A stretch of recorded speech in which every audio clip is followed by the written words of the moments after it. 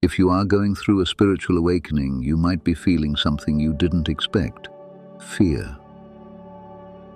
Maybe it's a tightness in your chest.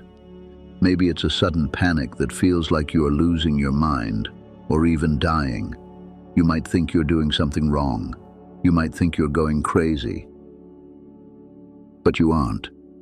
In fact, this fear is the most important signpost you will ever find. It is the exact same fear that transformed a 16-year-old boy into the great sage Ramana Maharshi. The year was 1896. Ramana was just a normal teenager living in Madurai. He wasn't a monk. He wasn't praying. He was just sitting in his uncle's house when, out of nowhere, a violent, terrifying fear of death overtook him. He didn't have a health problem, he wasn't sick, but he felt with total certainty, I am going to die right now. Most people would have run to a doctor. They would have screamed for help, but Ramana did something strange. He decided to face it. He lay down on the floor, stretched his limbs out stiff like a corpse, and held his breath. He wanted to see what death actually was. He later described what happened next. The shock of the fear of death drove my mind inwards, and I said to myself mentally, now death has come. What does it mean? What is it that is dying? I said to myself, this body is dead. It will be carried stiff to the burning ground and reduced to ashes. But with the death of this body, am I dead? Is the body I? In that moment of terror, he realized the truth. The body was silent and inert, but the presence, the I that was witnessing the death, was fully alive. The fear vanished forever, not because he conquered it, but because he realized the thing that was afraid, the ego, wasn't him. So how do you apply this when you are paralyzed by anxiety? Most of us try to solve anxiety with the mind. We ask, why am I afraid? Or how do I stop this? Ramana taught that this is a trap. You cannot use the mind to fix the mind, just as a thief cannot catch himself. Instead, you must turn the attention away from the object of fear and toward the subject, the one feeling it. This is the method of self-inquiry. It is not a mantra, it is not an intellectual question. It is a turning of the attention 180 degrees. When the panic rises, do not argue with it. Immediately ask, to whom is this fear appearing? The answer will naturally arise, to me. Then ask, who am I?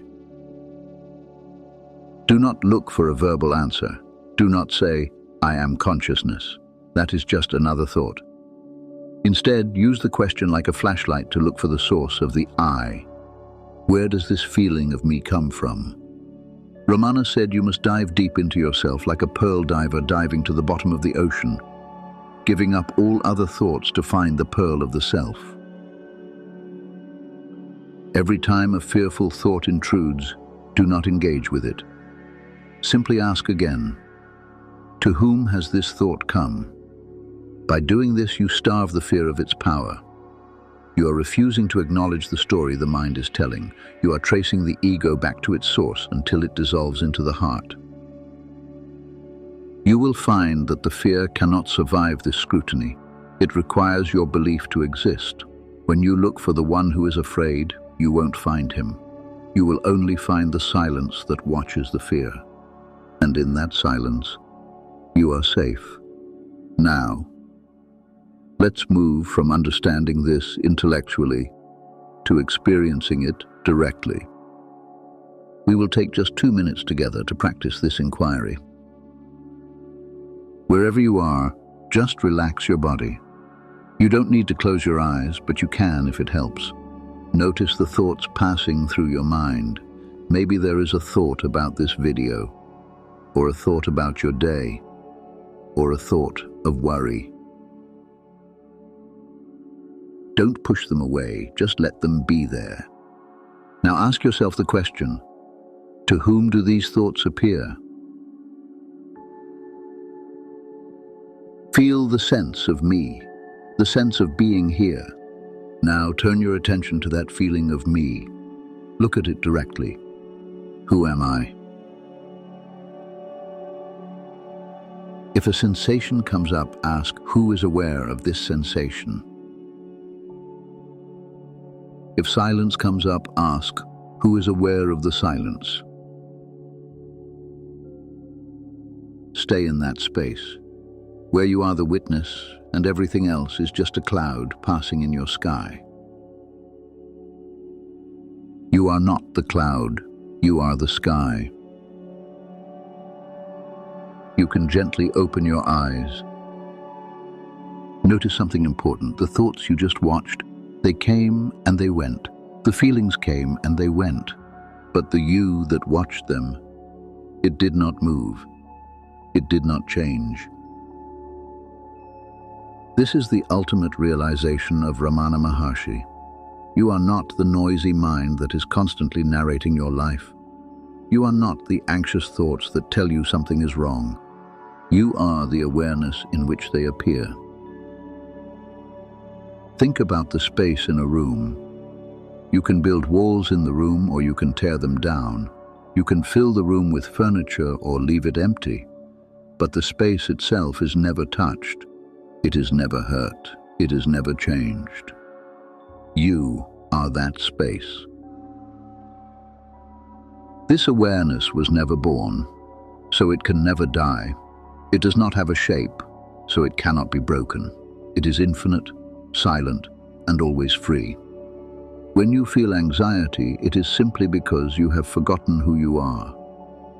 You have mistaken the clouds for the sky. Ramana said, "That which is not present in deep sleep is not real." Your anxiety is not present in deep sleep. Your ego is not present in deep sleep. But you are there. You are the eternal witness. So the next time fear rises, do not fight it. Just step back. Rest as the awareness that cannot be threatened. However, there is an important warning.